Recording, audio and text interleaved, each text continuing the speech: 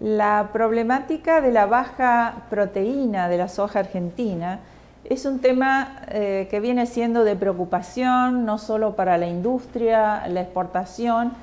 sino para la cadena de la soja en general, porque en las 4 últimas o 5 últimas campañas se viene acentuando aún más la caída de la proteína de la soja de nuestro país, que siempre se caracterizó por alto contenido de aceite, debido a que mayor productividad, mayor rendimiento se correlaciona con mayor contenido de aceite en forma directa y con proteína en forma indirecta, o sea, mayor rinde, cae la proteína. El productor lo que puede hacer al momento de decidir la siembra es elegir el cultivar. Y eso es un aspecto importante, porque la genética es un plus a tener en cuenta en el momento de sembrar un cultivo, ya que aporta, aunque el principal factor que incide en la expresión de la cantidad de proteína y de la calidad en general de los granos es el ambiente, la genética juega un plus interesante, ya que vemos que hay diferencia entre variedades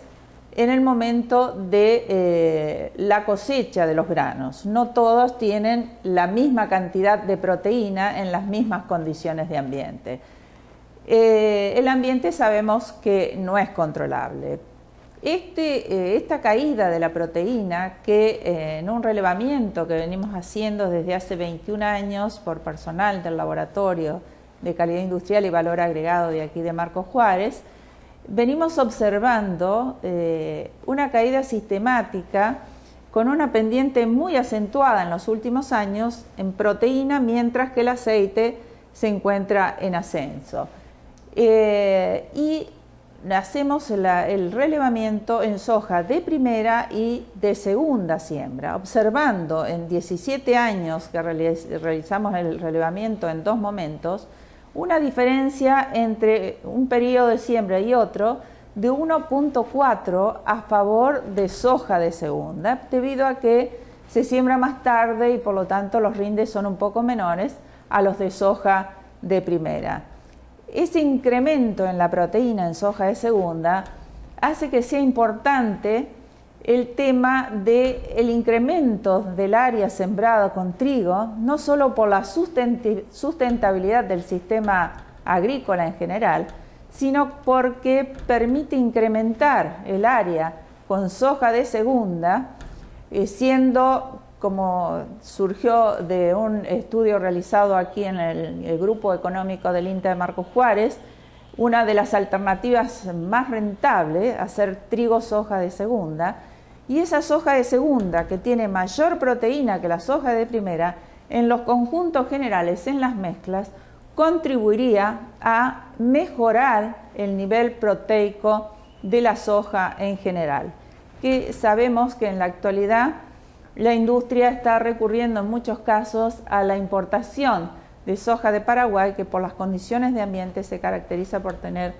altas proteínas en la producción sojera.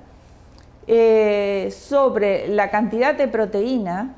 es muy importante, como mencioné, el ambiente, pero sobre todo en llenado de granos. Ahí es el punto fundamental. Un año húmedo, favorable a alta producción, a altos rindes, va a tener una caída en la proteína. Pero años como la cosecha pasada, la cosecha 2017-18, que se produjo una sequía que no se observaba hacía años en el país, y estrés calórico también en llenado de grano, hizo que se interrumpiera ese llenado de grano que en condiciones normales hubiera continuado. Por lo tanto, se interrumpió también la síntesis de aminoácidos y de proteínas, haciendo de que obtuviéramos el valor más bajo histórico en el nivel de proteína de la soja de la región núcleo sojera donde realizamos este relevamiento. Estamos en un valor promedio de soja de primera y segunda de 34,6, cuando el promedio de los 20 años nos da 38,5. Casi 4,5 puntos de diferencia se observó en la última cosecha, pero influyó muchísimo esas condiciones extremas de ambiente incidieron fuertemente sobre la expresión de proteína, además del aumento de la presencia de grano verde, que es otra consecuencia también por esa interrupción del llenado de grano en forma temprana. A nivel industrial existen dos tipos de harinas proteicas. La High Pro, que es una harina de mayor concentración de proteína, que en las bases de comercialización están en 46,5, eran de 47 a nivel internacional y se bajó para Argentina a 46,5 porque no podíamos llegar a ese valor de 47 con una reducción de la prima de 1 punto, y la tolerancia es de 45,5 con una reducción de la prima de 2 puntos. Esa reducción de prima implica menos ingresos para el país por exportaciones. Y la industria, para poder llegar a esos valores partiendo de proteína de tan bajo nivel en el grano, debe recurrir al descascarado, a la reducción de la humedad de la harina, que lo permitido es 12,5 y se está llevando a 10 para poder concentrar la proteína en esa harina proteica. Y eso implica también pérdidas, porque en vez de vender agua, estamos reduciendo un 2,5 menos la cantidad de humedad de esa harina proteica, con lo que implica también en la logística y el transporte por tener un producto más polverulento y hace más complicado el manejo. Por lo tanto, incide en forma negativa en distintos aspectos. Esa pérdida se traslada luego al productor, que va a recibir un precio menor por ese grano que está vendiendo. Por lo tanto,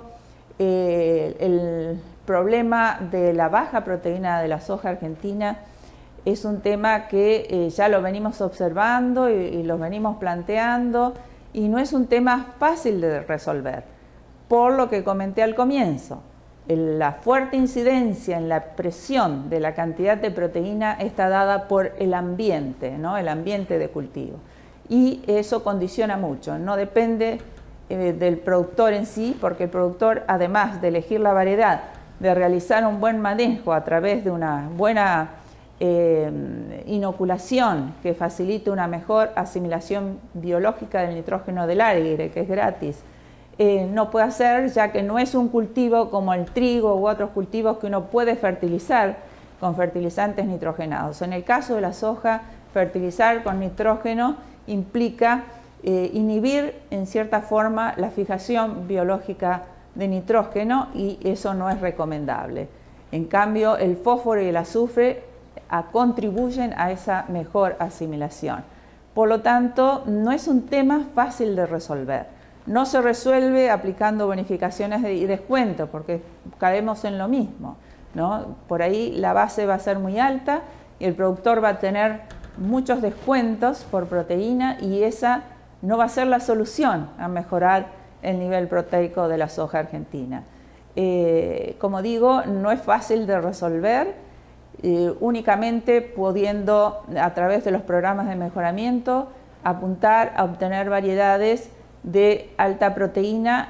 sin que caiga la producción, sin que caiga el rinde, ¿no? Y eso es muy difícil también de lograr. Algo ya existe en el mercado, ya hay variedades de buena proteína y buena productividad, y yo creo que debemos orientar también los programas de mejoramiento a dar más énfasis en este aspecto para tratar de ir solucionando este problema que no es sencillo para el país.